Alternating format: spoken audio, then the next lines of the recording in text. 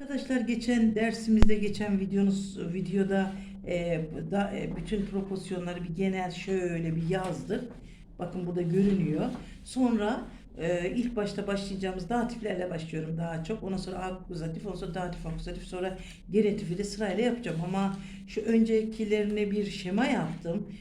Ve bu şemada şahsa sorulan sorular, eşyaya sorulan sorular, lokale sorulan, yere sorulan sorular ve temporal, zamana sorulan sorular olarak ayırdık. Bunları bu şekilde götüreceğiz. Bir de küçük bir böyle hemen pratikten rahat anlayabileceğiniz, giderken hangi soru kelimesi, hangi fiiller, hangi proporsiyonlar kullanılıyor, gelirken hangi fiil, hangi soru kelimesi, hangisi, çünkü çok detay var Almanca'da. Bunları teker teker ayırmak zorunda kaldığım için ayırdım.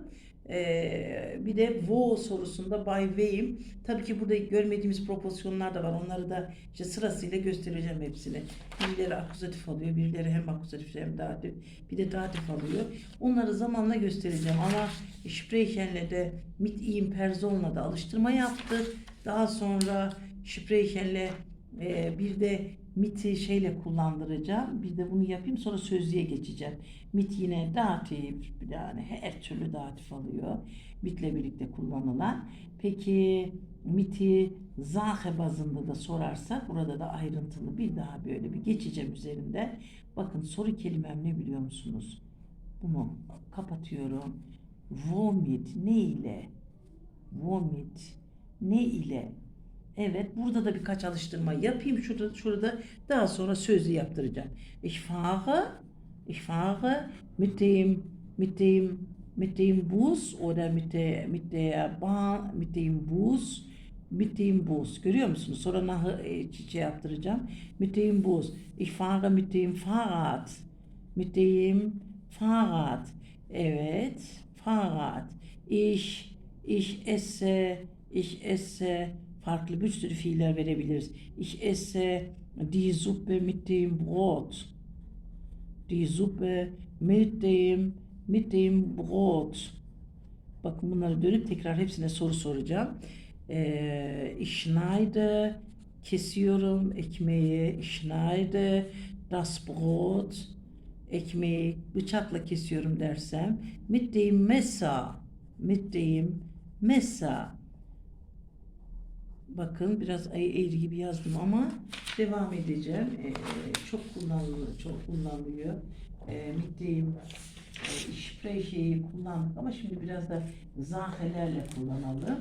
Ich spiele mit dem Ball diyebiliriz.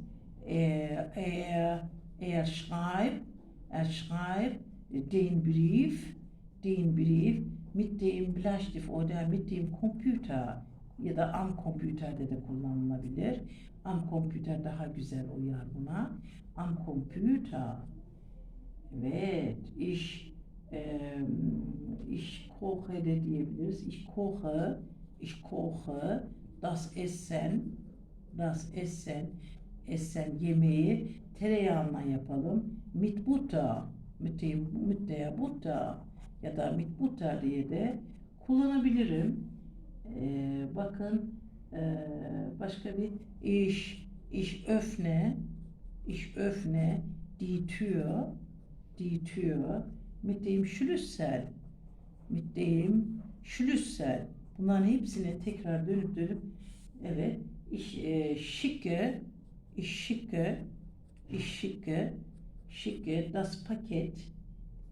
das Paket mit der Posta diyebilirim. Durch die Posta da kullanılıyor. Bakın durch'u da kullanabilirim burada. Şöyle kare içine alayım. Mit der Post. Postane aracılığıyla olur. Durch olursa, şey olursa, evet. Wir heißen, biz ısınıyoruz. Ne ile? Evet, doğal gazla ısınıyoruz. Mit Gas. Das Auto fährt mit Benzin. Evet. Im Krankenhaus soll man mit der lauter Stimme nicht sprechen. Onda evet, macht alles mit Gewalt. macht alles, her şeyi kaba kuvvetle yapıyor o. Evet, mit Gewalt, güçle. Mit Gewalt, şuraya mit alacağım pardon. Mit Gewalt, güçle hallediyor. Gewalt. Evet. Ich denke alles mit Gefühl de diyebiliriz. Der Gast ist alles mit großen Appetit diyebilir miyim? Büyük bir iştahla yiyormuş. Appetit. İştahla yiyor. Evet, bakın bunların hepsini teker teker kullanabiliriz. Ich trinke Kaffee mit Milch. Kaffee mit Milch. Sütle içiyorum. Bunun tersi o ne? Tabii görecek, değil mi? Evet. Genitif tanımlamasında da mesela die Frau mit Brille ist meine Tante diyebilirim. Meine Tante diyebilirim. Ich esse beim Frühstück Brot mit Butter. Beim Frühstück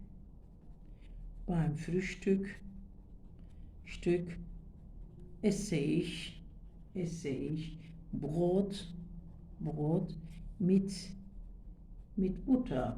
Tereyağını yiyorum. Evet. Ich suche ein Zimmer. Ich suche ein Zimmer. Evet. Mit Bad. Banyolu oda arıyorum. Evet. Wie viel kostet ein Zimmer mit Frühstück de diyebilirim. Öyle de kullanabilirim. Mit'in o kadar çok anlamı var ki ich esse Fish mit Salat diyebilirim. Evet, bir sürü anlamları var. Mit herzlichen Grüße. Evet. Mit der Zeit kann man alles. Bakın birkaç tane daha yazayım bu mit'e başlar. Çok alanı geniş bir proposyon bu. Mit der Zeit, zamanla vergeht alles. Her şey geçer. Olumsuz anlamında değil mi? Evet. Mit großem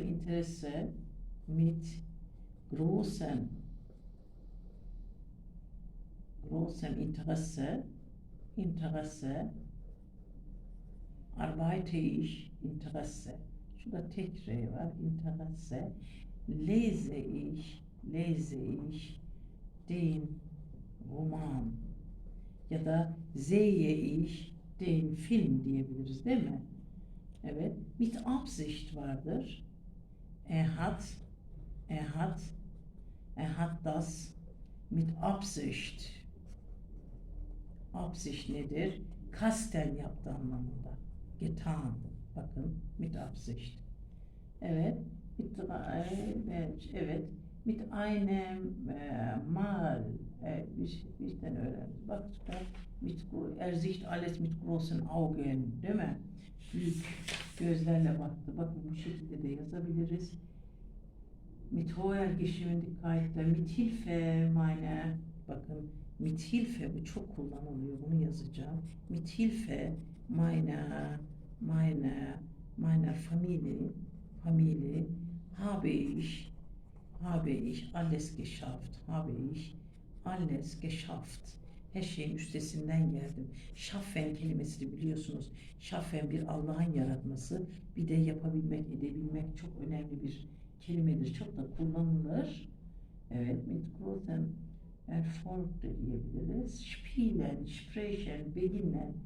Evet, bir soru kelimesi daha yazayım. Wann fängst du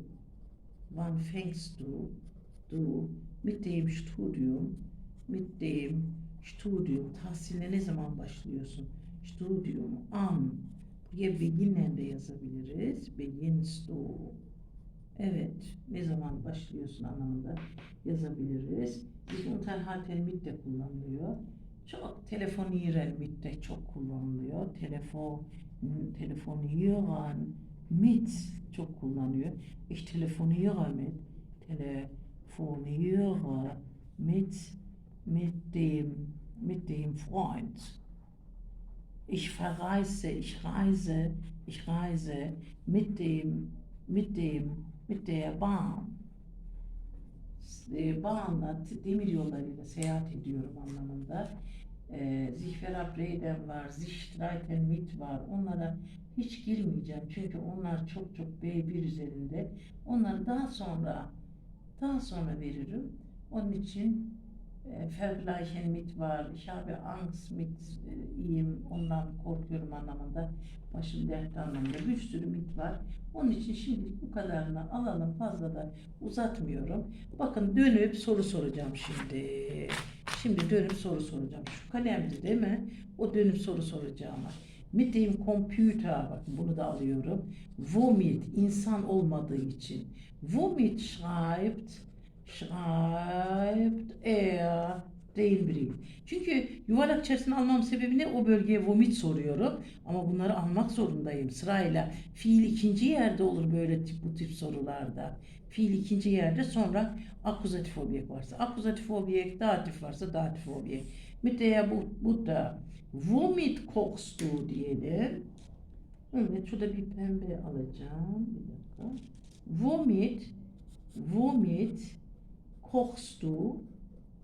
kochst du das Essen? Ne ile yemeği pişiriyorsun? Mit dem Schlüssel. Womit öffnest du die Tür? Schließt du da diyebilirim burada. Kapatmak da schließen, abschließen ama kitlemek anlamında. Abschließen'le de kurabiliriz. Şuraya bir yazayım. Kurmak isteyen kursun onu. Abschließe. Ich schließe die Tür mit dem Schlüssel. Evet, mit der Post. Womit schickst du das Paket? Evet, mit Gas. Womit heißt ihr? Ne ile ısınıyorsunuz? Bunların Türkçelerini yazmıyorum. Hem yerim kalmaz hem de bunu söylerken zaten duyuyorsunuz. Ona göre çalışırsınız. Evet. Womit fährt es de diyebilirim değil mi? Das Auto yerine. Mit Gewalt, güç demek. Womit ne ile yapıyor her şeyi? Womit macht. Çünkü fiil ikinci yerde olacak. Fiilin arkasında hemen kuyruğunda özne, sonra ne varsa getiriyoruz.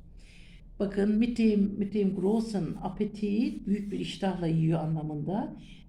Womit ist der Gast. Bak burada T'yi unutmuşuz. Şimdi yerleştirelim. Womit ne ile yiyor? Ist veya womit, bakın burada ne biliyor musunuz? Burada bir kavram var.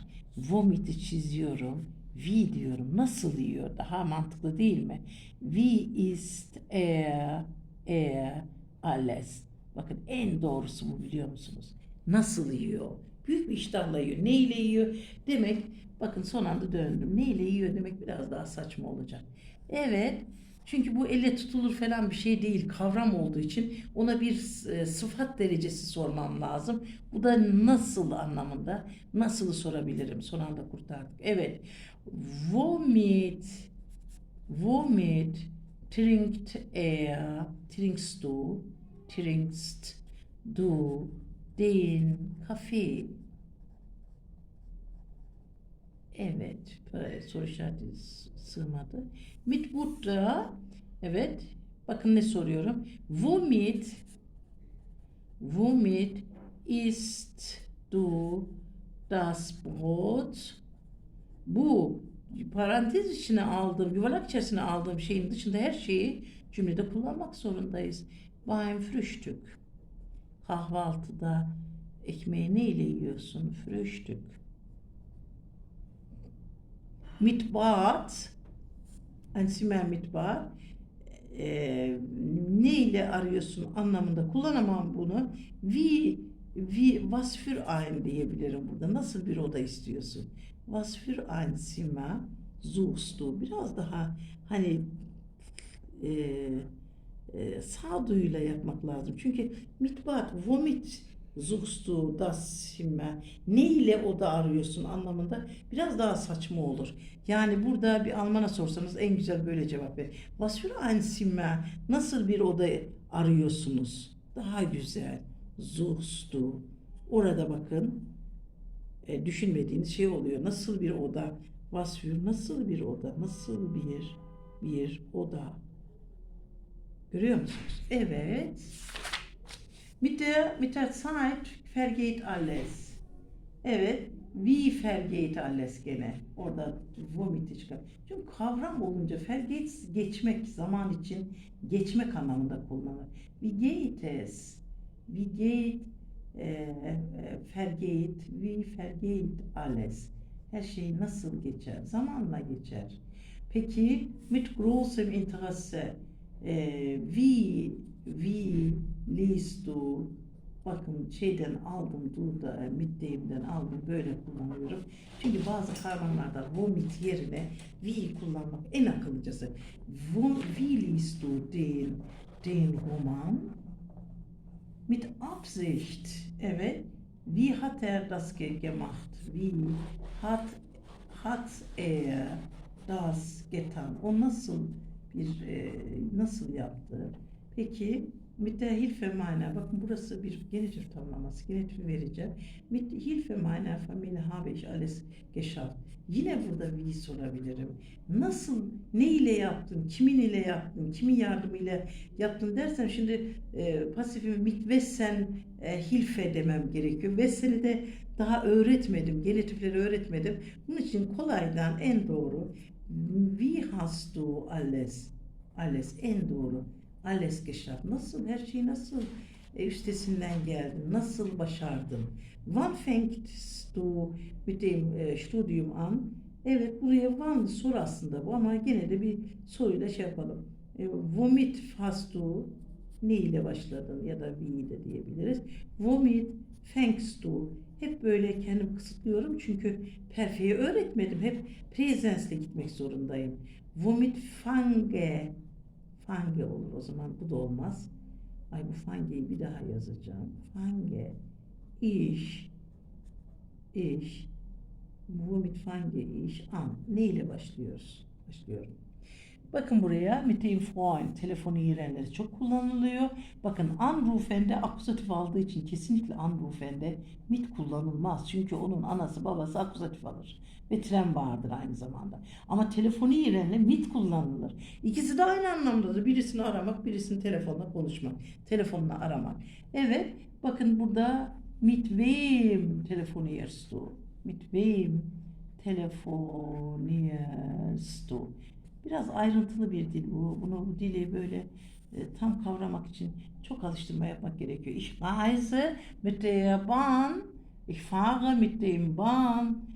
Mit der Bahn oder mit dem Auto. Burada direkt womit sorabilirim. Womit reist du? Neyle seyahat ediyorsun? Neyle gidiyorsun? Neyle gidiyorsun? Arabayla gitmek bela. Şimdi bakın ne yapacağız? Ne yapacağız? Gelin ikisini miti verdim ya, hem person olarak verdim, hem burada person var, insan var, persona soru, hem de eşyaya soru. Eşyaya sorunun başına bir geleyim.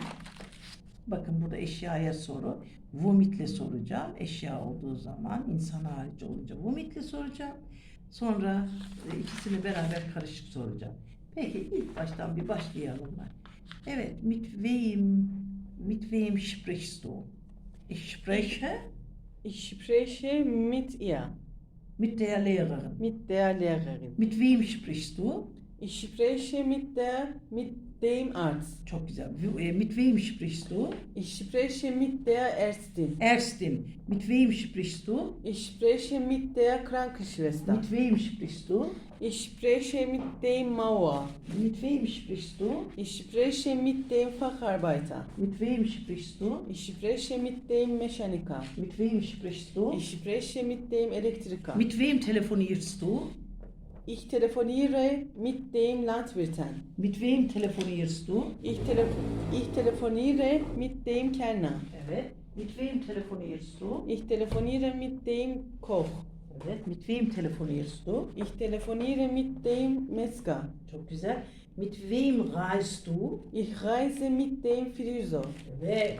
Mit wem reist du? Ich reise mit dem Feuerwehrmann. Mit wem fliegst du? Ich fliege. Ich fliege mit dem Ingenieur. Çok güzel. Mit wem fährst du? Ich fahre mit dem Architekten. Architektin, evet. Mit wem spielst du Basketball? Ich spiele mit dem Richter Basketball. Evet, en güzeli nasıl olur biliyor musun? Ich spiele Basketball mit dem Richter. En proporsiyonel objekte en sona atıp akuzatif objekte öyle bu şekilde alabiliriz. Mit wem spielst du Volleyball? Ich spiele Volleyball mit dem Offizier. Mit wem isst du den Fisch? Ich Ich esse esse den Fisch mit dem Rechtsanwalt. Rechtsanwalt'ın çok güzel. Mit wem singst du? Şarkı söylüyorsun. Ich singe mit dem Polizisten. Mit wem arbeitest du? Ich arbeite mit dem Geschäftsmann. Sitzen oturmaktır. Mit wem sitzt du? Ich sitze mit der Sekretärin. Mit wem isst du? Ich esse mit dem Buchhalter. Mit wem frühstückst du? Ich frühstücke mit dem Verkäufer. Peki mit wem gehst du spazieren? Spazieren gehen. Bir kiminle yürüyüşe gidiyorsun? Ich gehe mit der Lehrerin spazieren. Ja, mit der Lehrerin spazieren. Mit wem nimmst du Bad? Sonnenbad, güneşleniyorsun. Ich nehme Sonnenbad mit dem Arzt. Mit dem Arzt. Çok güzel. Mit wem fährst du Rad? Ich fahre Rad mit der Arztin. Çok güzel. Ich fahre mit dem ersten Rad. Rad son atalım. Peki mit wem fährst du Skilaufen? Zum Skilaufen. Ich fahre mit der Krankenschwester Skilaufen. Zum Skilaufen. Zum Skilaufen. Bir daha sorayım orayı. Mit wem gehst du zum, ben biraz eksik sordum. Mit wem gehst du zum Skilaufen? Ich gehe mit der Krankenschwester zum Skilaufen. Çok güzel. Çok güzel. Evet, miti bir beraber şurada. Evet. Bir de farklı karışık yapacağım alıştırmaları. Evet. Çok güzel. R'den de var, bir de R'den de unutmayalım. Mit wem, bakın mit wem şuraya kadar, Zug şuraya kadar, vomit soracağım. Çünkü buradaki sorum vomit. Değil mi? Ne ile gidiyorsun? Peki buradaki sorum mit wem. Bakın yazarken de ayrı yazıyorum. Görüyor musunuz? Kiminle, ne ile? Ne ile ve kiminle? Kiminle? Bakın womit fährst du? Ich fahre.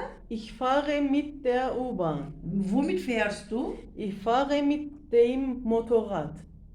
Womit fährst du? Ich fahre mit der Eisenbahn. Eisenbahn. Womit fährst du? Ich fahre mit dem Schiff. Womit fährst du? Ich fahre mit dem Flugzeug. Womit fährst du? Ich fahre mit dem Fahrrad. Womit fährst du? Ich fahre mit dem Wagen. Wagen, ja. Womit fährst du? Ich fahre mit dem Auto. Womit fährst du? Ich fahre mit dem Bus. Womit fährst du? Ich fahre mit dem Dolmusch. Womit fährst du? Ich fahre mit dem Straßenbahn. Mit der Mit der Straßenbahn. Straßenbahn. Çok güzel, çok güzel. Womit fährst du? Sen bir ders de verebilirsin. Yemin ediyorum. Hiç bakın, hiç Teşekkür hazırlık ederim yok. Hiç hazırlık yok. Her şey spontan, birdenbire doğal şeyinde yapıyorum. Her soruma da cevap veriyor. Sizin Ve bir öğrettikleriniz. öğrencisi alacak da inşallah. Womit fährst du? Ich fahre mit dem Zug. Şimdi geldik. Mit wem fährst du? Ich fahre mit dem Vater. Mit wem fährst du? Ich fahre mit dem Lehrer. Şimdi den artı enler geldi, bakar mısınız? Buralara den plus en gelecek. Plurallerde den artı enleri bir daha yazayım şuraya. Bir daha hatırlatalım. Çünkü çok önemlidir Almanca'da. Evet. Mit wem fährst du? Ich fahre mit den Freunden. Ja. Mit wem fährst du? Ich fahre mit den Eltern. Mit wem fährst du? Ich fahre mit den Geschwistern. Geschwistern. Geschwistern. Evet. Arbeiten'la da birkaç tane yapalım. Evet. Mit wem arbeitet er? Er arbeitet. Ich arbeite mit dem Lehrer. Peki. Mit wem arbeitest du diyeyim o zaman. Ich arbeite. Ich arbeite mit dem Vater. Vater. Mit wem arbeitest du? Ich arbeite mit dem Freund. Mit wem arbeitest du? Ich arbeite mit der Schwester. Mit wem arbeitest du? Ich arbeite mit dem Klassenlehrer. Klassenlehrer, sınıf öğretmeni erkek. Evet. Mit wem arbeitest du? Ich arbeite mit den Geschwistern. Mit wem arbeitest du? Ich arbeite mit den Klassenlehrerin. Çok güzel. Peki mit wem lernst du Deutsch? Lernen fiili çok önemli. Evet, gene. Mit wem lernst du Deutsch? Ich lerne Deutsch. Ich lerne Deutsch mit dem Bruder. Mit wem lernst du Deutsch? Ich lerne mit dem. Ich lerne Deutsch. Ich lerne Deutsch mit dem Schwester. Schwester. Mit Der wem Schwester. lernst du Deutsch? Ich lerne Deutsch mit dem Kind. Mit dem Kind. Mit wem lernst du Deutsch? Şöyle diyelim. Ich lerne Deutsch. Ich lerne Deutsch mit der Nachbarin. Nachbarin. Mit wem lernst du Deutsch? Ich lerne Deutsch mit dem Bekannten. Mit wem lernst du Deutsch? Ich lerne Deutsch mit den Geschwistern. Çok güzel. Mit wem lernst du Deutsch? Ich lerne Deutsch mit den Freunden. Mit wem lernst du Deutsch? Ich lerne Deutsch mit der Familie. Çok güzel. Devam ediyorum. Peki şimdi hemen şurayı hemen başka bir kitaptan aldıracağım. Womit schreibst du? Evet, şurada birkaç alıştırmamız var. Womit schreibst du? Evet, womit schreibst du? Neyle yazıyorsun? Evet, bakın. Ich schreibe. Yani Hı. hemen. Hı hı. Benim gösterdiklerim şey. Ich schreibe mit dem Füller. Çok güzel. Womit schreibst du? Ich schreibe mit dem Kuli. Womit schreibst du? Ich schreibe mit dem Filzstift. Güzel. Güzel. Evet. Womit schreibst du? Evet. Der Füller, der Pinsel. Womit malst du? Malen. Ich male mit dem Pinsel. Evet. Tamam. Bu da tamam. Bu da tamam. Bakın en son süpürme alıştırmalarının hepsini birlikte yapacağım. Mit propozisyonu sanırım yetti herhalde. Birkaç tane de defterden bakayım. Mit wem sitzt du? Birkaç tane daha bakalım da. Zaten az zamanımız kaldı. Sanırım bitirelim burada. Mit wem sitzt du? Ich sitze. Ich sitze mit dem Vater. Mit meinem Vater. Mit wem sitzt du? Ich sitze. Ich sitze mit der Mutter. Evet. Devam edelim. Buradan biraz da şey kullanalım.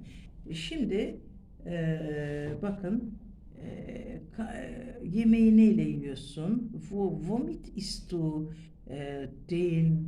Bakın şuraya hemen bir girelim. Şuraya 51. sayfaya bir girelim. 51'e bir girelim, bir de bunlar yapalım. Ne kadar? 51'de. Womit isst du die Nudeln? Peki ben buraya kaşık çatalı yazayım. Die Gabel, der Löffel, kaşık. Die Gabel, çatal. Bakın der Messer, bıçak. Der Salat, salatayla yiyorum diyebiliriz. Das Brot, ekmekle yiyorum. Der Joghurt, yoğurtla yiyorum diyebiliriz. Evet, şunlardan birisini alıp kullanabiliriz. Womit isst du die Nudeln? Ich esse die Nudeln. Ich esse die Nudeln mit dem Joghurt. Mit dem Joghurt, çok güzel. Womit isst du das Gemüse? Ich esse das Gemüse mit der Gabel. Mit der Gabel. Womit isst du das Obst? Ich esse das Obst mit dem Löffel. Löffel. Womit isst du das Geflügel? Reisle de onu. Mit dem Reis de. Womit isst du das Geflügel? Ich esse das Geflügel mit dem Reis. Çok güzel. Womit isst du das Ei? Yumurtayı neyle yiyoruz? Ich esse das Ei mit dem Brot. Brot. Womit isst du den Fisch? Ich esse den Fisch mit dem Salat. Çok güzel. Womit isst du den Reis? Ich esse den Reis mit die Pommes mit den Pommes Pommes frites frites mit mit Ketchup. Çok güzel. Womit isst du die Petersilien Kartoffel? Ich esse die Kartoffeln. Salat mit dem mit dem Brot. Brot. Peki, womit isst du das Hähnchen? Ich esse das Hähnchen mit dem Brot. Womit isst du das Omelett? Ich esse das Omelett mit dem Brot. Çok güzel. Womit isst du den Obstsalat? Ich esse den Obstsalat mit dem Löffel. Mit der Gabel. Mit dem Gabel. Mit der Mit Gabel. der Gabel. Evet, çok güzel. Bakın bunu da böyle işledik. Devam ediyoruz. Bitirelim mi? Hı hı. Peki Süremiz de süremiz doldu. dolmuş. Hı hı. Arkadaşlar bu önümüzdeki dersimizde bakın ne yapacağım biliyor musunuz? Kapatmadan önce ben bir söyleyeyim. Miti bitirdim. Su ve nah vereceğim. Azar azar böyle çünkü bunları hepsini birden verdiğin zaman karma karışık olur. Onun için öğrenmek için biraz zaman. Tabii ki herkesin zamanı olmaz biliyorum ama elinizden geldiği kadar zaman ayırın. Çünkü oturması lazım bunların. Ben herkese böyle öğretiyorum. Çünkü MIT'i verdim hemen aynı gün hepsini olmaz, mümkün değil. Birbirine karışıyor. Onun için yavaş yavaş gideceğiz. Bir dahaki dersi su ve nah vereceğim. Sonra MIT'le beraber belki dönüp onlarla beraber karma kullandıracağım. Mesela nah falan hep başka anlamları var kullandıracağım. Şimdiki dersimiz bitti. Hoşça kalın. Bir dahaki derse görüşmek üzere.